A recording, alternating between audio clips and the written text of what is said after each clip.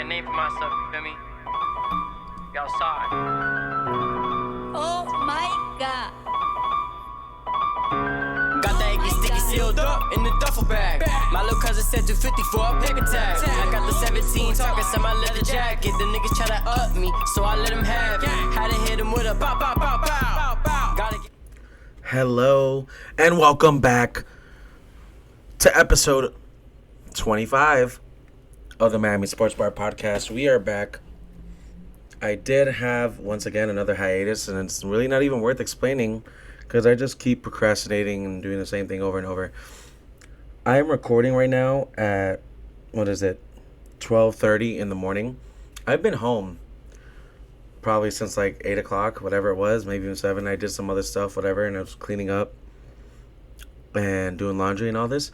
And I went down this deep rabbit hole of removing the background. And I mean, obviously, from what you can see right now, I mean, I did a lot of fidgeting, and I'm tried to make it as smooth as it could possibly be. But I want to at least do one episode of just, messing around with what I'm doing right now. Because this is obviously a, not a very smooth background removal, because there's a little bit. I see the fidgeting right here, and you see when I put my hand up, it's not perfect. What is cool is that I do not have a green screen behind me. So this is just a plug-in for OBS. This is kind of dope. And what else would I choose to have running in the background other than Tua's mid-season highlights? It's pretty fucking beautiful. One thing I do regret, though, is I looked it up, and my 1-year anniversary for the Miami Sports Bar Podcast was on November 10th. And obviously, I haven't posted since before November 10th. So happy, belated 1-year anniversary to us. We've done it. I mean, well, we as in me. And as in me, I mean procrastinating. I just don't know. Like what, it's like procrastination, ADD, laziness. I have it all. Will I ever stop procrastinating? No. Yeah, I didn't think so, Saint. But anyways, welcome back. The Miami Dolphins now are 7-3. The Miami Heat are well into the season. And by well into the season, I mean that we've played more than 10 games now. I think, what are we, 9-5? I'll go over a little bit of the stats for the Miami Heat. Obviously, got to give our love to Jaime Jaquez Jr., Triple J. That boy is balling. We found a diamond in the rough yet again. Nikola Jovic is not getting any playing time, but that doesn't, seem to be affecting us so far. Maybe, I trust the process. I trust the exposure. I trust Pat Riley. So I'm just always going to assume that they're just seeing something that I'm not seeing. It is what it is. I did go to the game this past weekend. I mean, what a good game. A lot of Raiders fans out there. It was a really packed stadium. Love to see the Dolphin fans show out. Like, you could tell, how much Dolphin fans missed football. And I'm talking about, they throw a flag, it was a 5-yard penalty, but we got an automatic first down, and the whole stadium erupted like we just scored a touchdown. And obviously beautiful to see Tyreek Hill back in the end zone again. Basically, at this point, what is he at now? Not basically, but as a matter of fact, he's over 1,200 receiving yards, 9 receiving touchdowns. I mean, on Sunday he had caught 10 of his 11 targets, very efficient. Tua, I mean, to me at least, continues to impress. I know a lot of people, whatever. And I know that there's a commentary about how our offense isn't looking too good. We did have 400 total yards of offense against the Raiders. Obviously, we just didn't score when we needed. But I feel like that was also one of those games where if you really know what's going on and you're watching it, at no point are you thinking like, wow, we're going to lose this game. Did we let them hang in, the Raiders? Did we let the Raiders hang in longer than we should have? Yes. But it really never felt like we lost control of the game. We're playing, and it's not even to act like, we did what we were supposed to do, and that was beat the Raiders. Aiden O'Connell had 3 interceptions. I mean, Tua had a pick, and then, we had 1 or 2 fumbles on top of that, so it's not like, we didn't play perfect football. I mean, but to have 400 yards in the NFL is definitely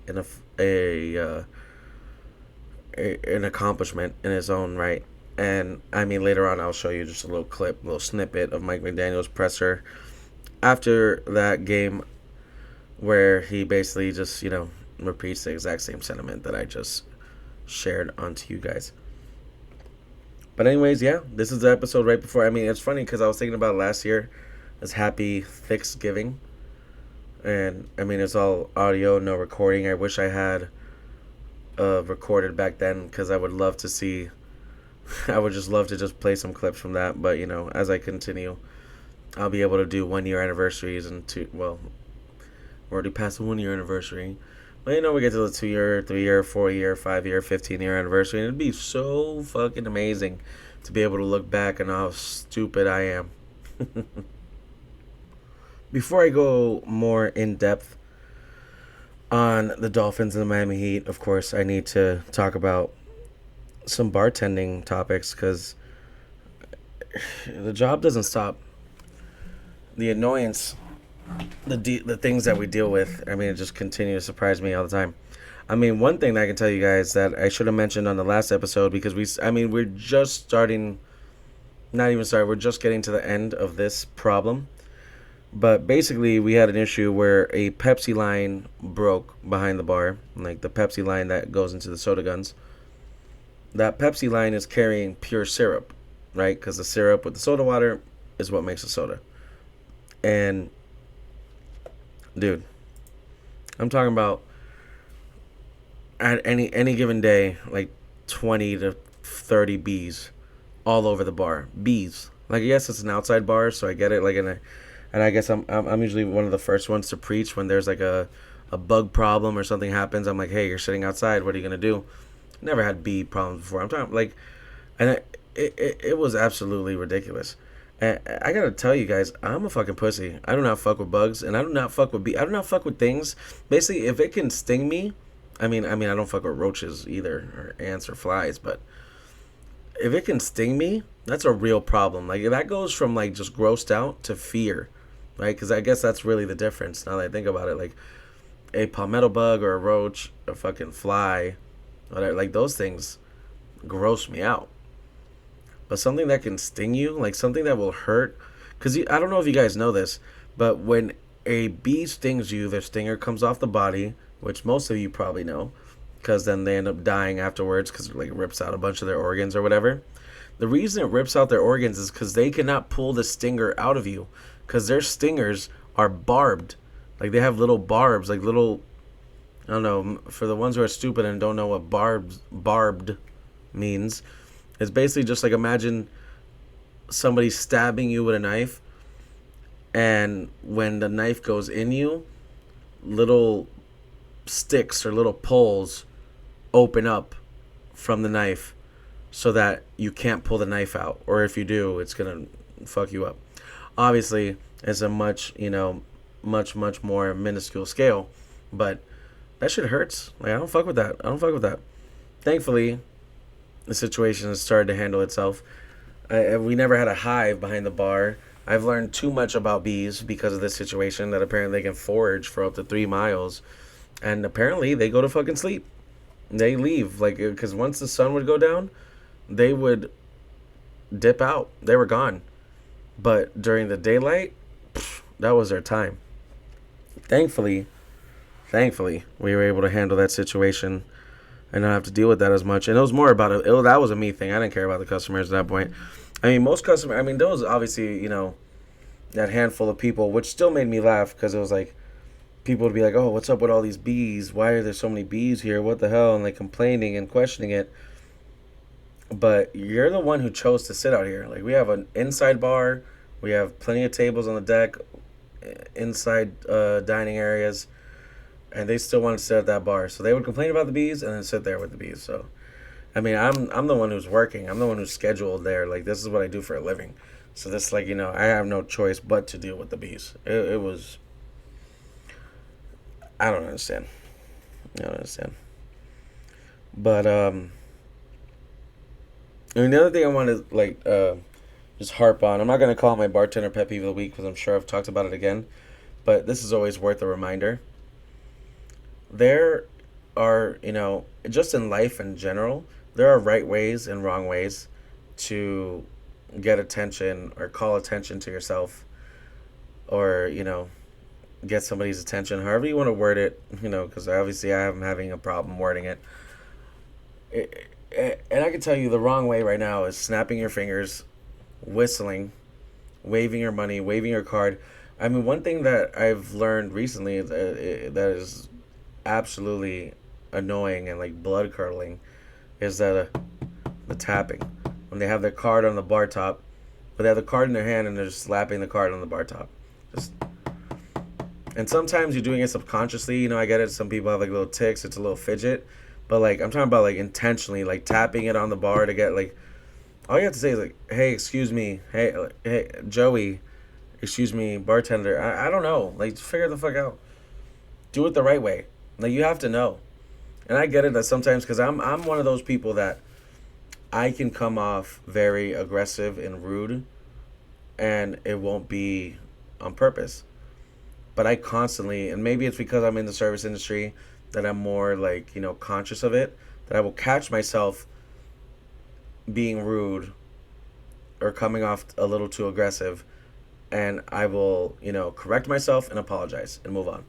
But obviously, it's either these people are just blatantly disrespectful, rude, impatient, terrible people, or you're just not conscious of the fact that you're being disrespectful. So this is just a reminder to the ones, at least, who are just unconscious of their behavior.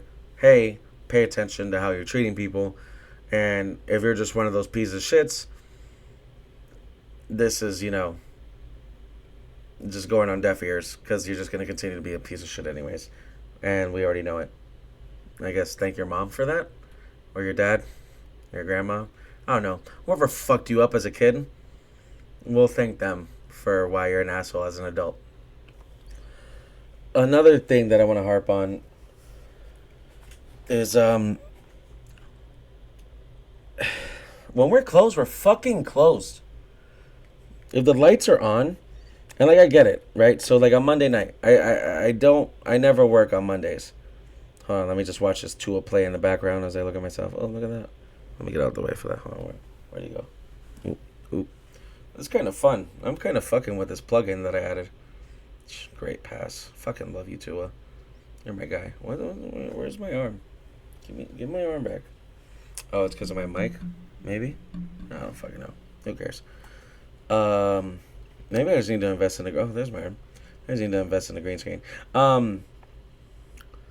I never work on Mondays. My schedule, I was off on Sunday to go to the game, of course, and I'm off this coming Sunday. I'm off Thanksgiving, whatever, so they added me on to Monday night. And we had a decent crowd for that Eagles-Chiefs game. And, normally I'd flip on the lights on a Monday night. Like, if I was working, I never work Mondays, but, it was a Wednesday, whatever. It's a slow day, typically.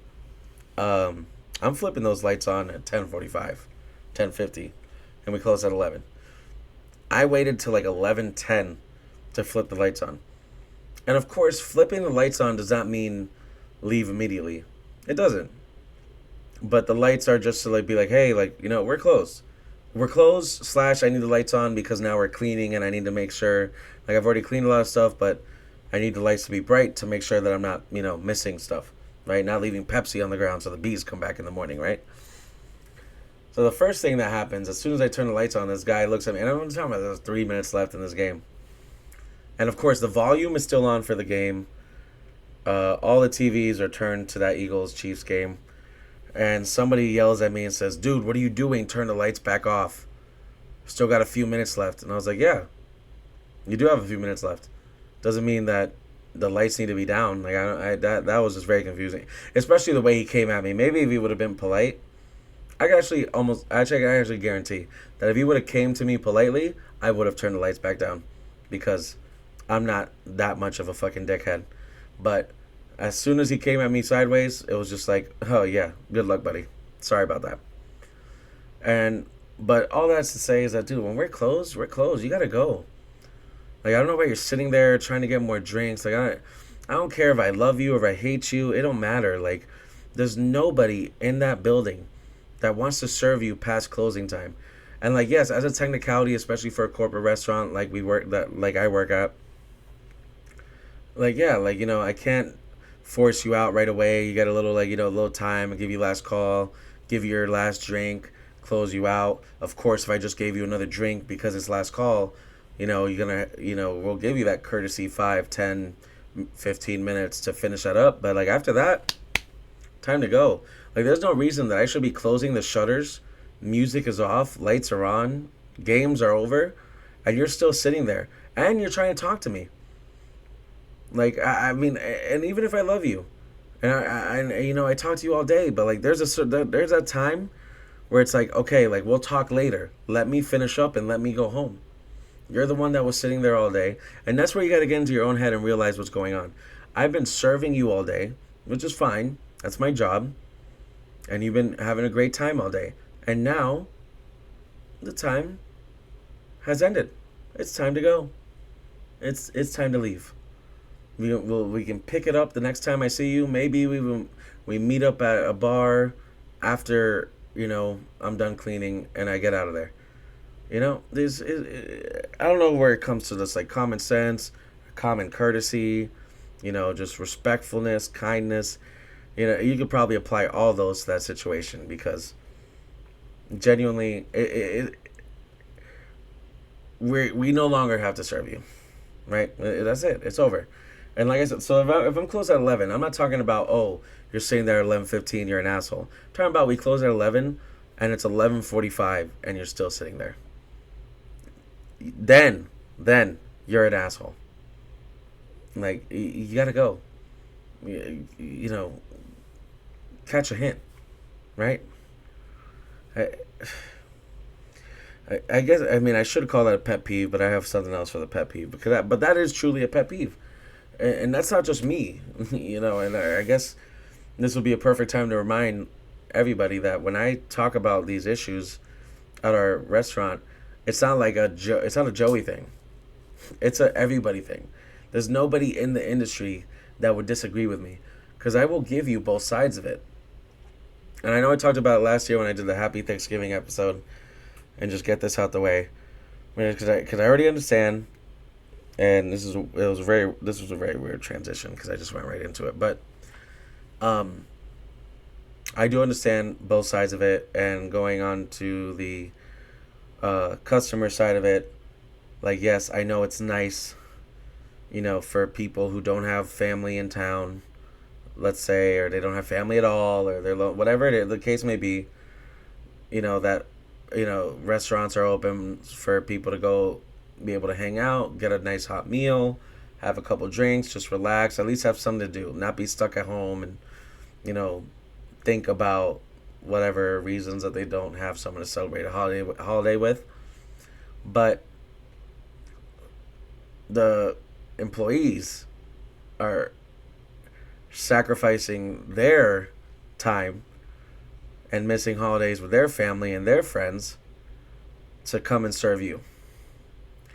And like I said, it's a double-edged sword, but I mean, obviously, a biased opinion of mine is that I am heavily favoring the service industry side of that, because I mean, like, for the longest time on Thanksgiving, Duffy's, we never opened, right? There was 2 days a year that we were always closed on Christmas Day, which I'm sure will change soon enough, and closed on Thanksgiving.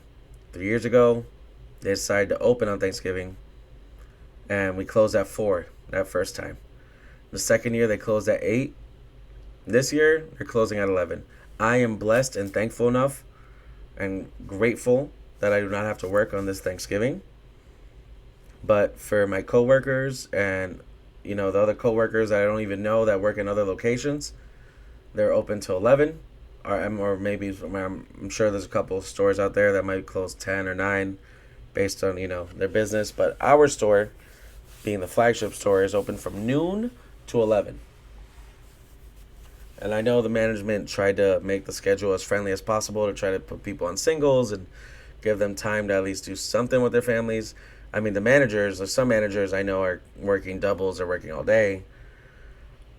I mean, it's just really unfortunate, you know. It's messed up because I couldn't imagine having to miss Thanksgiving with my family because I was forced to work. Because I wouldn't even mind, like, let's say if I had to only work from 12 to 4, and that's the hours we were open, or 11 to 4, let's say, whatever. I wouldn't even mind that. I would do that because, you know, you have the rest of the night, you know, cool. Get home, food, you know, food's probably still hot.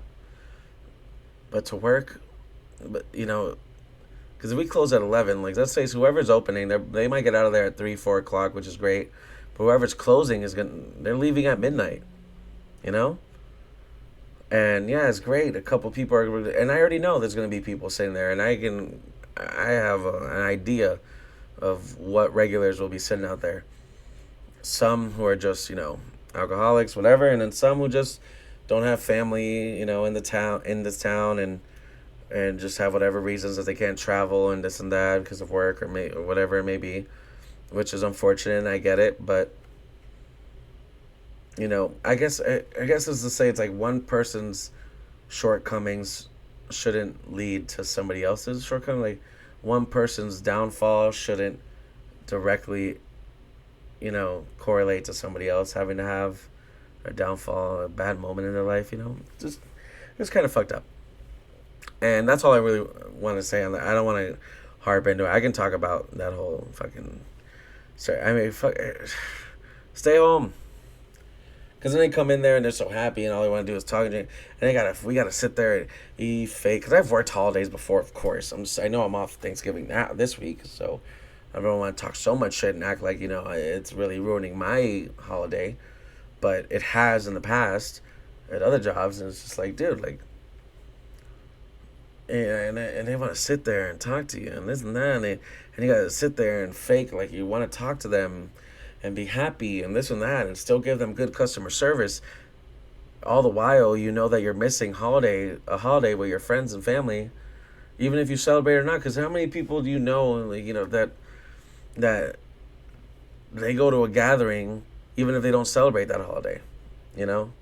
And I'm obviously not talking about, I mean, Thanksgiving in America, whatever, it's only the U.S. and like maybe you have foreign friends that celebrate it just because they're here and they know it's a thing, and like, you know, like it's like a Jewish person going to a Christmas party just because all their friends are there, or like, you know, or, you know, a Christian or Catholic person going to a Jewish party, Jesus, I just sounded awful, don't cancel me, going to a Hanukkah party,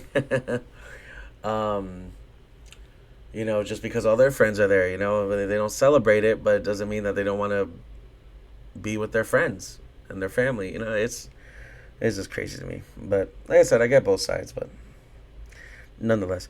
Anyways, I'm going to cut off my bartending stuff right there, go on a pet peeve after I talk about the Miami Heat and the Miami Dolphins, of course. And, well, Triple J. Okay, so I'm back. I mean, obviously to you guys, this is a seamless transition. I'm just going to double check that it's recording because I just had that issue. Wait a minute, that I had I don't know, I was saying that I was recording and it didn't, and thankfully I somehow caught on to the fact, just because I guess I have so much paranoia that I already double checked it, and I feel like I was able to fix this flickering problem.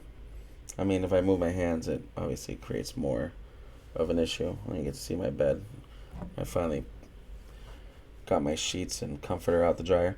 But yeah, the microphone was causing my left arm to blank out a little bit. So maybe I'll try to just, you know, stay still and not move too much to create less of a epileptic episode for, you know, all 5 of my viewers. Anyways, it might have been deserved how it cut off, because I tried to make a very shitty joke thinking that it'd be funny, and I literally said after the joke that I was just going to clip it and try to put it on TikTok, and then I just showed you guys my TikTok and complained about how I feel like I got shadow banned mysteriously. So, maybe I learned my lesson. Don't try to force shitty jokes, okay? Just try to be naturally funny. And if not, just laugh at how I look. I don't care. Whatever gets me views, please. See, that's clippable. Anyways, I had already went in. I'm not gonna. I mean, Triple J. It was a diamond in the rough. Is a diamond in the rough for the Miami Heat. He's been playing exceptionally well, doing a lot more than I think a lot of people would have expected from him. And I just have 2 highlight videos that I will just try to show you guys, and I'm just gonna try. I'm not gonna obviously force, or you won't watch it anyways, but I'm not gonna sit there and play 2 full highlight videos. I'm just gonna try to pick out certain plays that can show you guys and help you visualize his skill set and how effective he has been as a Miami Heat player. I just want to make sure that it's not going to be overly loud. All right, that's all set. Well, once again, I had technical difficulties, and as I just said to you guys a moment ago, which for me was like an hour ago, it is a seamless transition. I just, once again, have to double check, make sure I'm here. Everything's working. I don't even...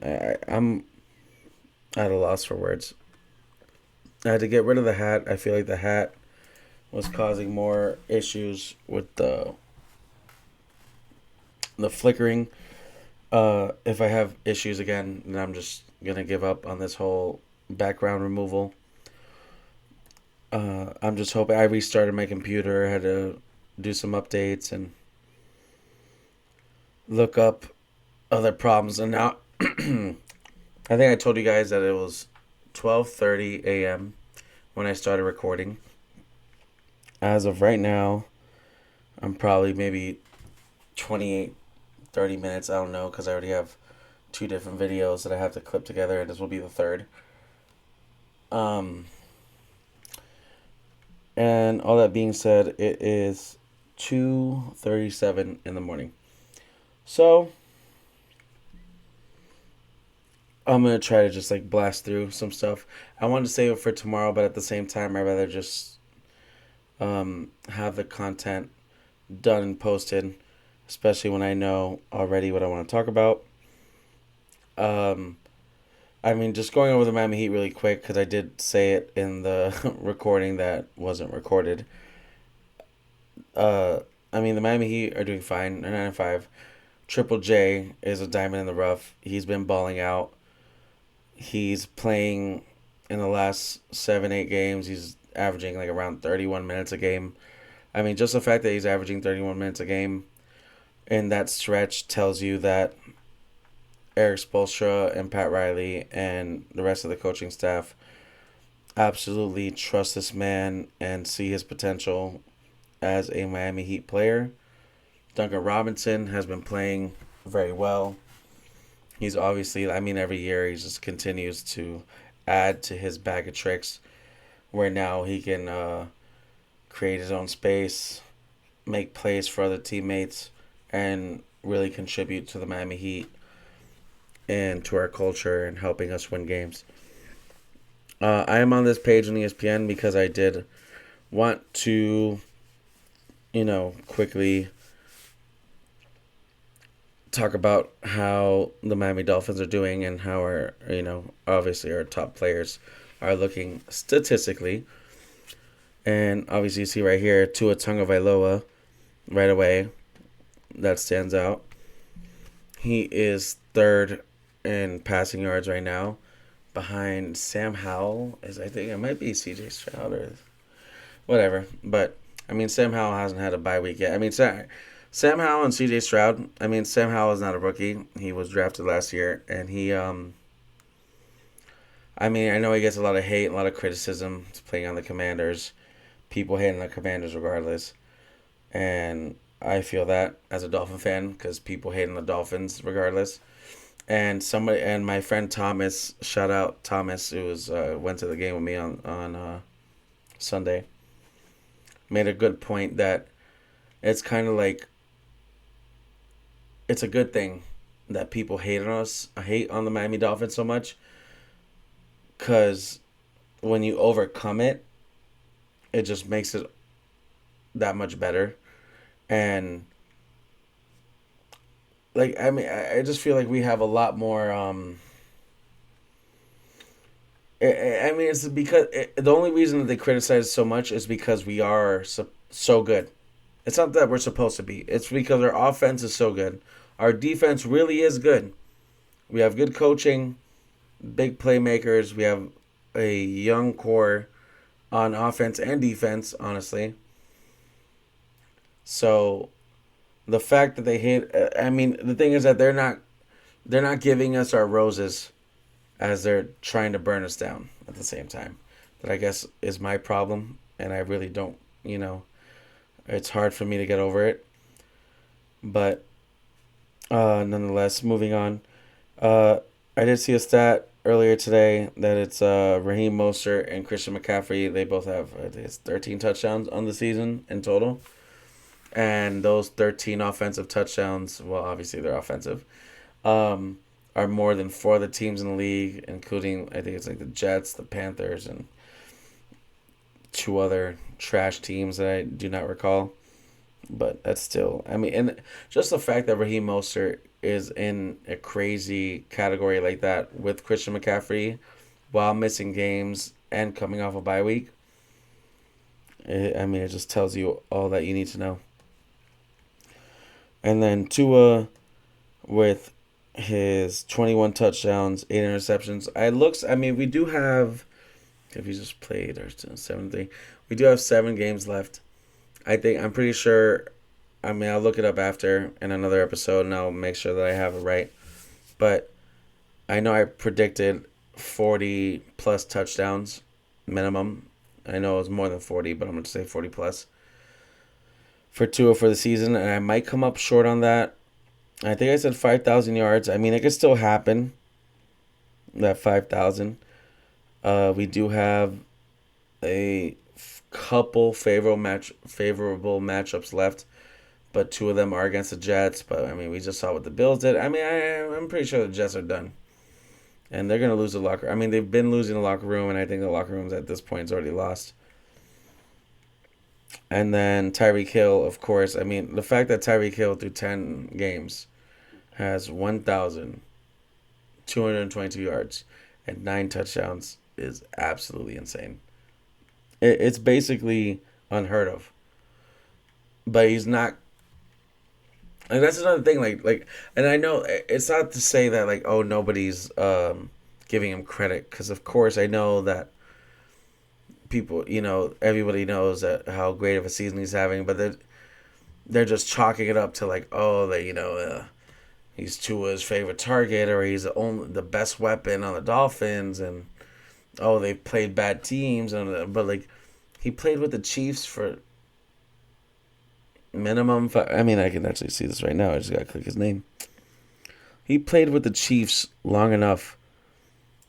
So why didn't he have similar performances when he was on the Chiefs, especially during his seasons with Patrick Mahomes? How do I see?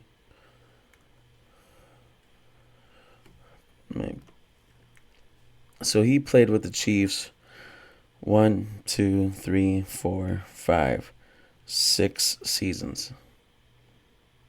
6 seasons. I don't know. I'm on scoring right now. But yeah, nonetheless, 1, 2, 3. How was there? Am I dumb? 1, 2, 3, 4, 5, 6. 1, 2, 3, 4, 5. And they just skip out on was he hurt? 2021. Oh, that says returning. Sorry, guys. Listen, it's been a long night. It's 2:30 in the morning. I'm tired. I apologize. So yeah. Anyways, yeah. There's the 6 seasons, and so let's just look right now. So let's see, obviously his rookie year, he was drafted as like a kick returner, whatever. Obviously proved himself. Had that 593, then 1183, and then 1479. Missed 4 games. You can see there because he only played in 12 games that year in 2019. But I mean, through 12 games, only 860 win 10 games. Yes.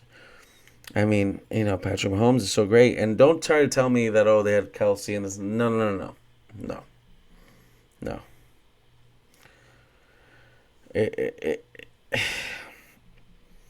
I mean, I'm not even trying to say, like, that, what is happening? Where's this ad? I'm not trying to say that, it's because of Tua. That Tua is so good that he made Tyreek Hill better. I understand that it's a system or whatever, but Tyreek Hill was the guy in Kansas City. There's a reason that not just the Dolphins wanted to sign him and the reason that the Dolphins were willing to sign him or trade for him and then re-sign him with an upgraded deal for like $30 million a year. I'm pretty sure that's what it is. Like, it's insane. I don't know if you guys saw, and I'm not going to pull up that because it's a lot, the interview that he just had a few weeks ago. Basically, to paraphrase and to sum it up, the real truth was that Tyreek Hill wanted a new deal from the Chiefs. He wanted more money. And basically, like, was trying to bluff him and say, like, and if you're not willing to give me more money, then I want to try to find more money elsewhere. And the Chiefs were, they said, I'll get back to you. And when they got back to him, they said, oh, well, feel free to, seek a trade and see if somebody will give you what you want. And Tyreek Hill was shocked. Like, he just, they probably could have offered him $25 million and he would have stayed. And they just didn't and said whatever. And, really they're biting the bullet on it. If you watch that Eagles-Chiefs game on Monday night, there was a play towards the end of the game to MVS, Marquez Valdes-Scantling, where he's wide open down the field. I mean, the ball is slightly, like, not even overthrown, but, like, it was one of those where, like, the guy's running full speed and he has to lay out almost, and the ball just goes through his hands. Like, it's not an easy catch, I know it looks easy and these guys are pros, so of course there's no excuses, but if it was Tyreek Hill is slowing down for that, you know what I mean? So, I mean, I know they're missing him. And, I mean, if you listened, there was a moment after the Chiefs and Dolphins game in Germany when Tyreek Hill and Patrick Mahomes embraced, and you hear Patrick Mahomes saying, miss you, brother, love you. Like, and I know I'm not trying to insinuate that, he said it because, like, he meant, like, I miss you, like, I need you on my team.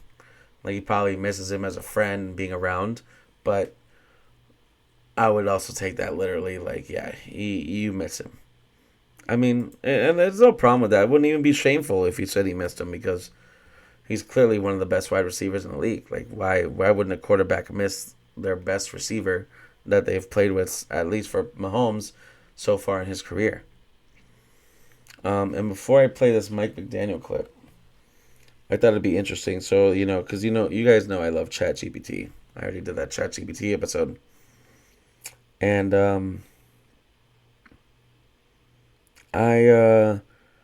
ChatGPT can give you stories, it can make things up, but when you ask it direct questions based on facts, it will give you real answers based on information that is available online.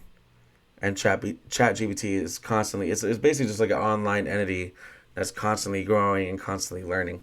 And it's all, I mean, I'm preceding this too much because it's not like it gave me some crazy hot take how Tua is amazing. But I asked it, I said, because so many Dolphin fans, for some reason, like, I don't know, they want God to be the quarterback. Like, I don't even know what to expect. I don't even know what to think anymore. And I said, can you list reasons why Dolphin fans should trust Tua as their quarterback going forward? And this is what ChatGPT said. Certainly, Dolphin fans can trust Tua Tagovailoa as their quarterback for several seasons. 1. Accuracy.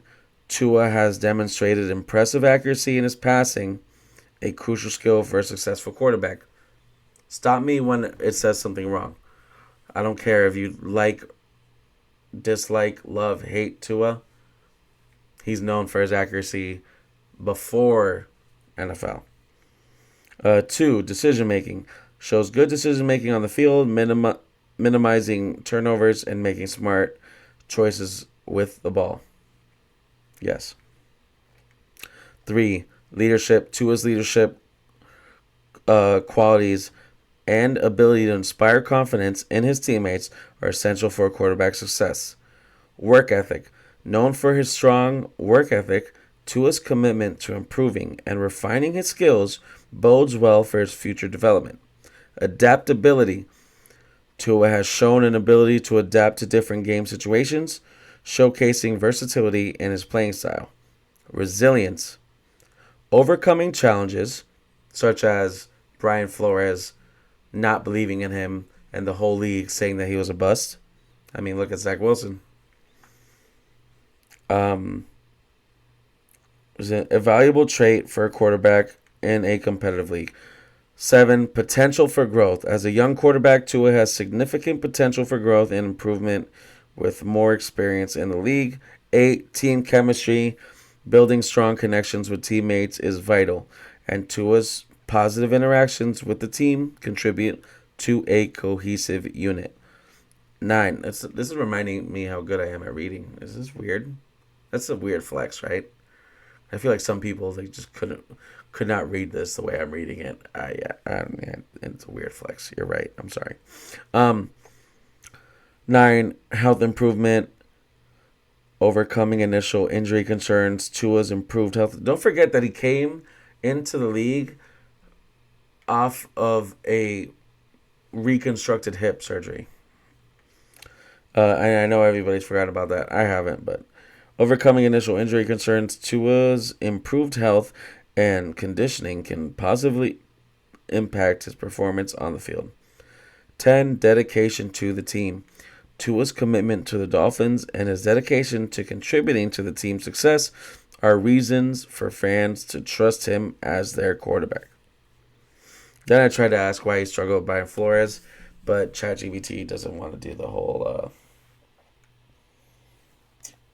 let's just call it rumor mill. I didn't want to go back and forth. And I am on this Mike McDaniel clip right now because this is his presser after the game on Sunday when a reporter asked like 2 or 3 questions in a row and was clearly trying to get a certain answer out of Mike McDaniel, was trying to see if he was frustrated or not. Don't forget about Hard Knocks, so I guess we'll actually see his true frustration at some point, and I'm going to watch that finally when I'm done with this after fucking 6 hours of trying to do this shit. Just trying to talk about how if he feels like the last few games have been a failure for his offense and, stuff like that. And I feel like Mike McDaniel gives a perfect response professionally and at the end adds a little bit of his wit to try to make an example of why you always got to look at, things in a certain vacuum, like that. Not everything is what it seems. The final score doesn't always represent what actually happened in the game. I love that. Go now.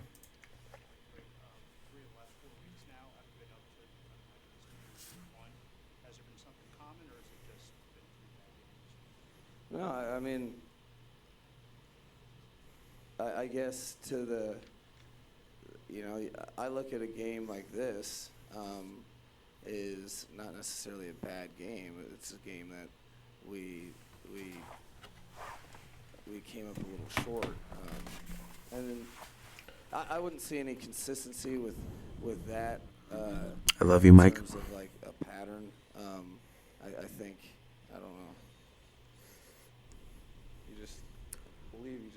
How many yards do we have?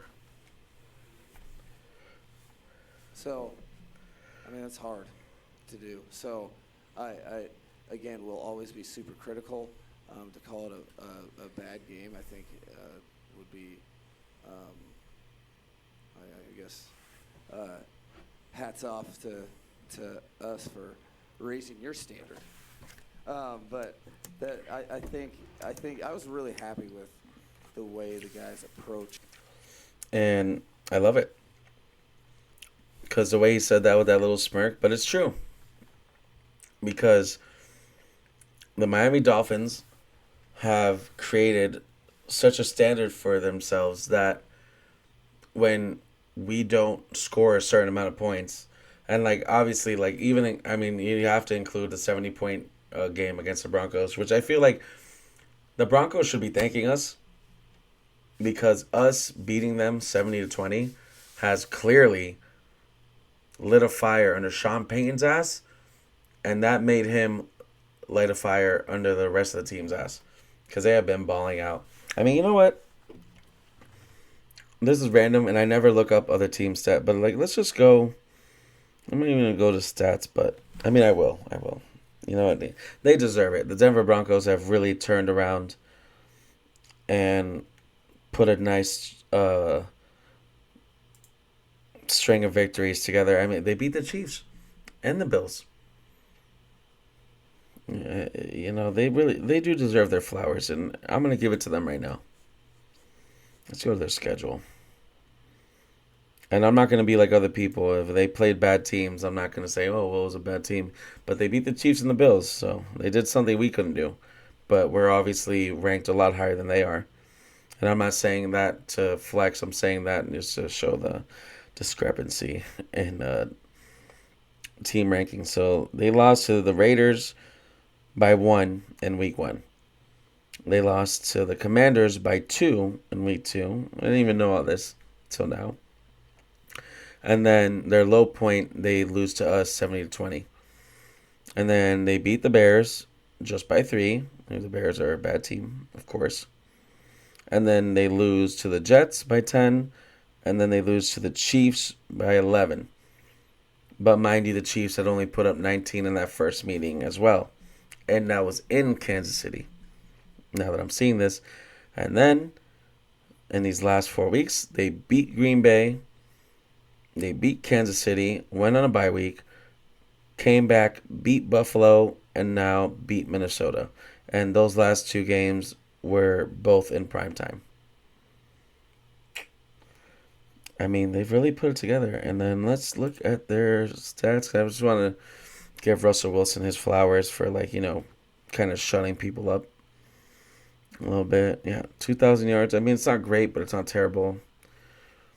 2,000 yards and what are they, 5-5 in 10 games? It's basically 200 yards a game, which is actually like a realistic average for quarterbacks in the NFL, believe it or not. 19 touchdowns and 4 interceptions. Russell Wilson's having a fucking amazing year. He's back. He doesn't have a running game to speak of. And Cortland Sutton has 8 touchdowns, but with only fucking 500 receiving yards. It's crazy. Oh my god, that is insane. Who's catching all the touchdowns for him? I mean, the yards. I mean, I guess that's why he doesn't have the yards. But, yeah, nonetheless. And then, and on top of that, well, not on top of that, but to go back to the Miami Dolphins. And then now you have Jalen Ramsey in 3 games averaging a 0.0 passer rating against him. He has 3 interceptions, a forced fumble, I'm pretty sure. I mean, he's just elite. Like, he's playing Oop. He's playing better. I forgot that my laptop is touchscreen. He's playing better than a lot of people expected him to, because a lot of people thought that he was out of his prime, but obviously he's healthy, back on a good team, and motivated. You know what I mean? And trust me, Dolphin fans, we are grateful for you, Jalen Ramsey. And it's so beautiful. And I mean, I can only imagine Xavier Howard finally lining up, and like I'm sure like I know that he will still cover the number one receiver on other teams, but when he knows that like when he's not covering the number one wide receiver, and the other cornerback who is somebody who's competent, but better yet is actually elite and one of the best cornerbacks in the league, one of the best cornerbacks in the last decade. I know that Xavier Howard has to finally have a sigh of relief, because he only played with Byron Jones probably like 6 games between both of their injuries in that first year, and then Byron Jones never played again after that. And then Xavier Howard was dinged up last year on top, and then he's been playing with these guys. I mean, Cater who obviously is putting a lot of work. Noah Benogany ended up getting traded away, but he was hurt too. Nick Needham finally came back after missing basically 12 months of football, if you include the offseason, you know what I mean? Like, I mean, the Dolphins put in work, and Bradley Chubb, that trade is paying off. I didn't think that it wasn't paying off. Obviously, he didn't have the stats that people wanted him to have last year, but I did it again. But I mean, yeah, Bradley Chubb right now is like top 2, top 3 in forced fumbles. Now I gotta go look up how many sacks he has. There you go. That goes to show that the point that I was making is not invalid, and that I'm actually coherent sometimes. That he's leading our team in sacks right now with 6. Christian Wilkins, another GOAT, by the way. I just gotta always show him love. I love this man. Jalen Phillips continue to develop and continuing to look good, and he has 5.5 sacks. Arguably, he'd be leading the team in sacks, but he didn't miss a game. I'm pretty sure at least 1, maybe 2. Oh no, he missed 3. 3 games, still has 5.5 sacks. He's doing absolutely great. And now that I'm here, there's another stat I wanted to look for. Well, I forgot, but it's also nice to see that right here, Jalen Ramsey, in 3 games, has 3 interceptions, as I said before. But, just to confirm for you guys, just so you guys don't think that I'm making stats up, or if you're not, up to date with what's going on in the NFL. Yeah, Jalen Ramsey is him. But let's get into these highlights from this game. This play is like funny, because it's just like sometimes Tyreek Hill plays like he's that big receiver. Look at that speed, dude. It's insane. You gotta see that again. I mean, great blocking up front, first of all. Look at that pocket. Absolutely clean. And I know Tua gets rid of it early, and I mean, he pretty much is like, I'm pretty sure first or second. And I'm not going to fact check myself right now because it's almost 3 in the morning, so leave me alone. But he's first or second right now in the league for his what do they call it officially? It's like time to pass or whatever. He gets rid of that ball, but dude, a little high, but still in stride. See you later. This next play is just another example of an amazing throw and catch and the chemistry that Tua has built with his wide receivers, obviously mainly being Tyreek and Jalen Waddle. But like I said, we're that team now where you see 3rd and 8, and you have that confidence that we're going to actually convert and get that first down. And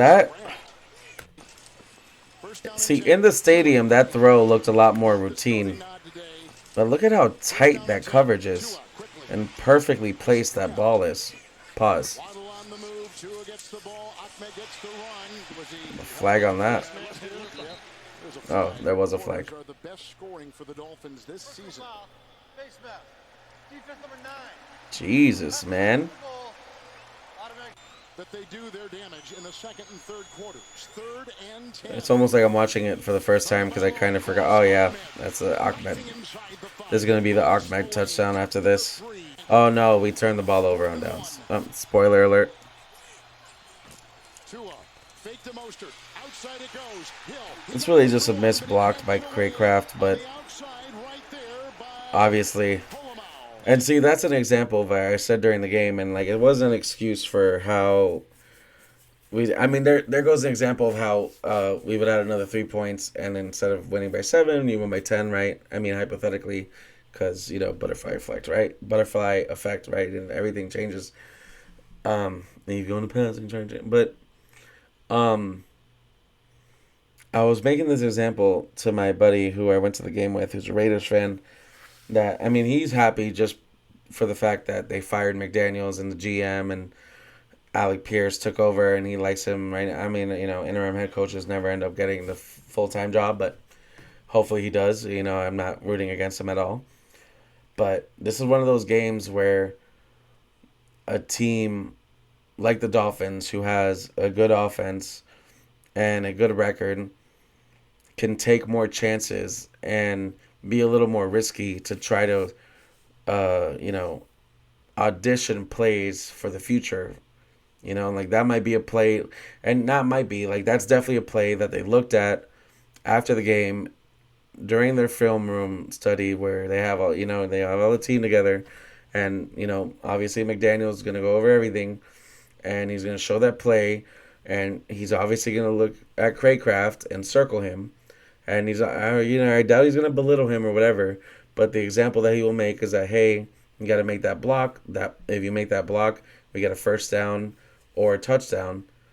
And, I'm not saying that he ran that play, because it's a bad team and because he think he could afford it. But I'm saying that it's a type of game where you can take more chances and feel more comfortable that we'll still be in control. And like how he said in the press conference, we had 400 yards. That's not easy. That's actually pretty good. And good for us, good for the Dolphins, that they have created such high expectations that when we only scored 20 points against actually a pretty good defense in the Raiders, that some people would want to label it as a bad game.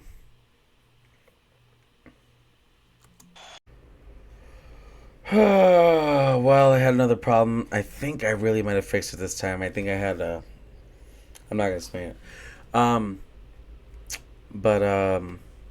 Yeah, I know that the point that I was trying to make, I was able to finish that at least. And then this play that's coming up, I had said it already, obviously, and then didn't record. As simply as I can put it, it's just funny to see because on this drive, Tyreek Hill is in the locker room, most likely receiving some type of pain-killing injection because he hurt his hand. He said himself that he's not worried about this hand injury, that the only thing that he's worried about, not the only thing he's worried about, because he says he expects that he will be ready for Friday, but the only thing that he's worried about is that he won't be able to play Fortnite throughout the week to make sure that his hand is, healing up properly and ready to go.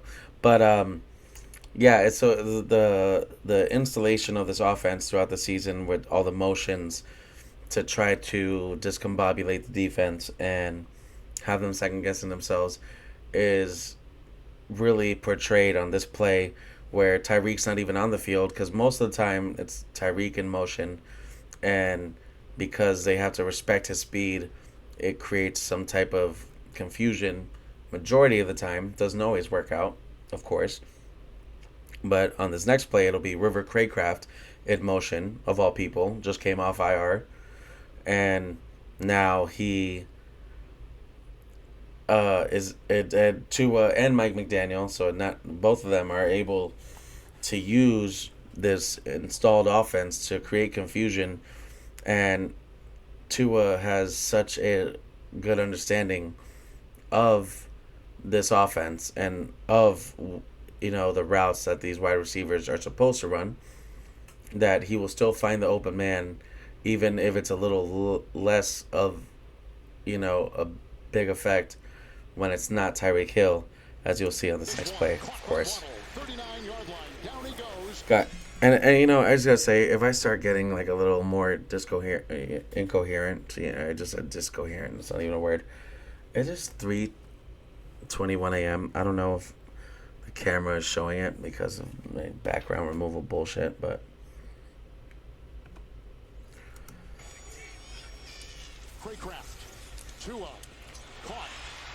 just a simple play.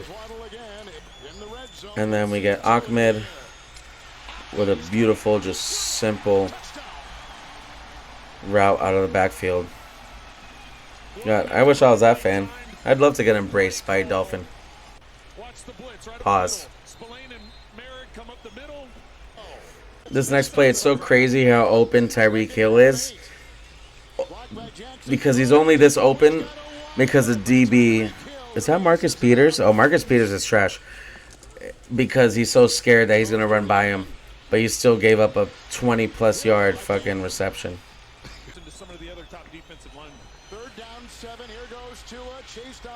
Oh. I remember watching the angle of that play. Like, he gets up in the pocket, he's just a foot away.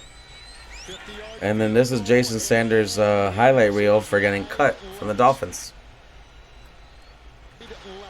And now let's just watch Jalen Ramsey get his first interception of the game. Laying out, dude. This guy is invested. Well, a huge difference in the fact he's coming off of an ACL. 3rd and 2, Waddle, first down.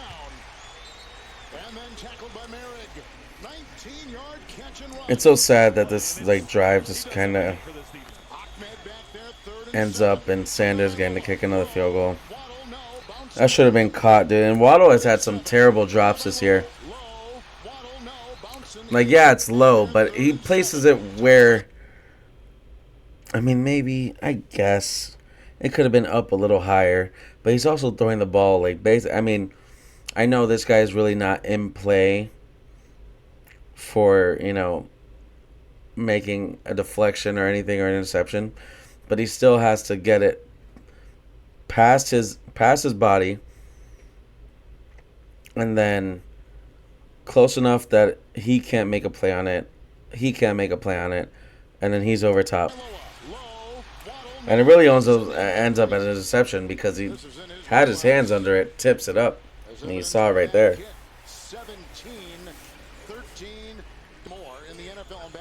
And it's again another play where Tyreek Hill is completely wide open because they're so scared of letting him get past them again.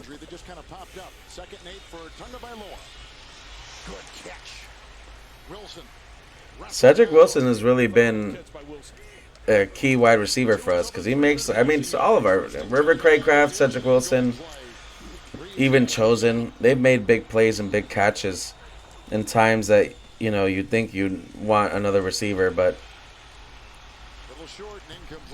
another one. 51-yard field goal try, and he's gonna get this one. Yeah, that's for your job, buddy. It's caught and shy. You gotta love a stand on 4th and 2. If they kick the field goal, it's a whole different game, low key. But look at how close Jalen Ramsey was to having possibly 3 interceptions just in this game. God, I love the way Raheem Mostert runs, bro. Like, he just runs with power. Offense, of course. And here's just a play of them missing. It's 3rd and 15. This is a little dump off after the flag that you guys just saw. And here's just a beautiful example of the missed calls. And I know everybody gets missed calls, but here's just a beautiful example of another. Like, this is probably like the 4th face mask the Dolphins have not gotten a flag thrown on for them this season. Outside for Mostert. He needs the 40. Yank. Like, literally grabs him by the helmet. I don't know how to... Outside for Mostert. He needs the 41. Yeah, no.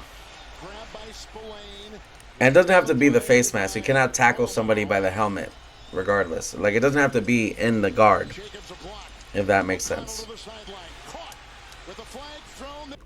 So, right before the play I'm going to show you, it's like a 4th down attempt again. And I genuinely, a minute before this play, I looked at my buddy Thomas and I said, you know, because we were talking about all the players and giving, you know, just giving credit to the defense and, you know, how, like, I know we let up a lot of points, but, like, we have good talent and we make big plays when we need them for the most part. How much I love Christian Wilkins, and I really hope that he does get the money that he deserves for, you know, the way that he's played on the Dolphins. And then he makes this next play happen. Like, he's just an incredible player with incredible drive. He's always, and like, if you watch Dolphin highlights as much as me, and it's not because I'm doing this podcast, I always watch, like, since high school, I always watch Dolphin highlights for the wins and losses. Like, I just like to see what happens in the game. And he just always has a big impact on the game, you know? Like, when you watch him play, like, you always see, like, when we score on offense, he's almost always the first guy jumping on whoever scored and celebrating with them when he's on the sideline. So that means, like, we're scoring a touchdown and our defensive tackle is sprinting into the end zone after the score and celebrating with the offense so quickly that it almost looks like he was playing on the line or something. You know what I mean? Like, on the offensive line, like, how quick he gets over there. Let's look at this Wilkins masterclass.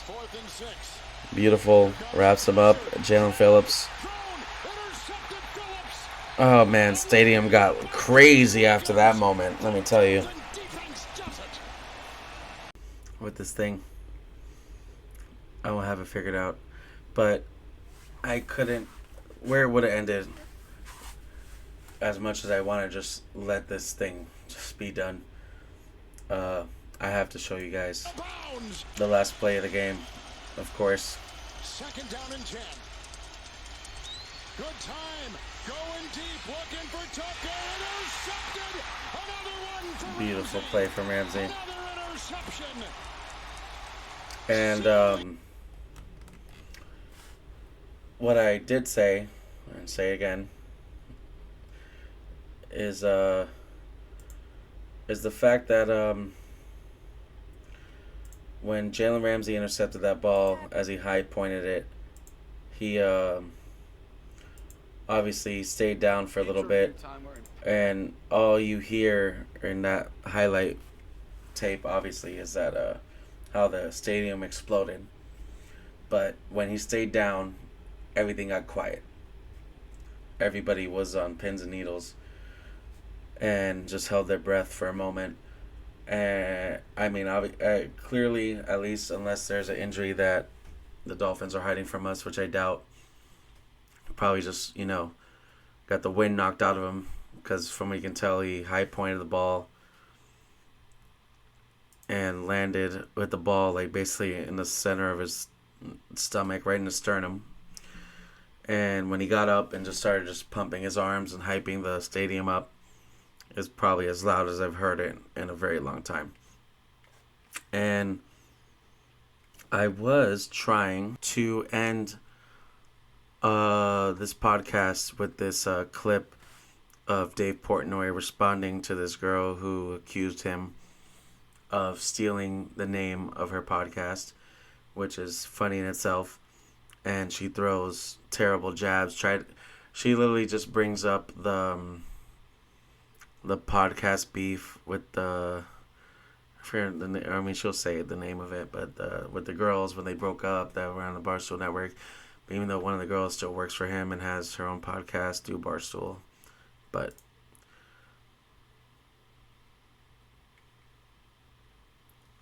what? That was very confusing. That can close. That's still going. Okay. So, let's let this run. So Dave Portnoy ripped off my entire brand today. For those of you that know, I host a street style series and a closet tour series called It Girl, where we interview it girls in New York City. Never seen this chick in my life. Posters on Prince and Thompson for everyone to see. This is our logo, everything. Well, today Barstool made a nice little announcement. The Chicks page is rebranding to It Girl. Same us, new era. Is it really a new era of Barstool doing the worst thing imaginable to other people at all times like they always do? It definitely is not a new era. That is what Barstool does. I actually was like a fan, I guess. Like, their podcasts are funny. How does he continue to justify like ripping people off, popping people, screwing people over, like the Caller Daddy drama, whatever? It's just Caller like, Daddy. how many scandals can one company have before they realize that they're just like not good people? I shouldn't reply to this Bailey piece of shit, but I'm in a bad mood and it caught my attention. She's saying that we stole God, It I Girl love this from her. man. She's saying I stole It Girl from. We changed our account Instagram from Chicks to It Girl because Chicks in the office said it was too close. Get a new name, fine, whatever. That's what we came up with. This Bailey girl, she's like, oh, Barstool, they're awful. They stole it. The ego on this absolute fucking nobody.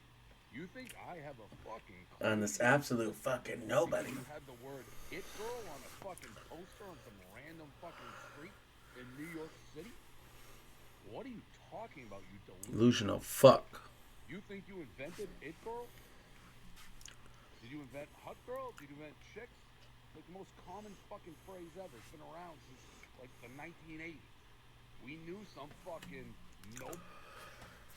Well, anyways, before oh yeah, that's not working anymore. Before I get cut off once again, have to re-record anything, I am signing off.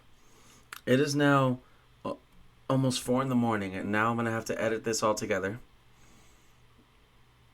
I love you guys. You know what's so crazy? My mic is right here. And you can't see it. It's so cool. Signs. Anyways, I love you guys. And please, for the love of God, love yourselves. I'll see you next time.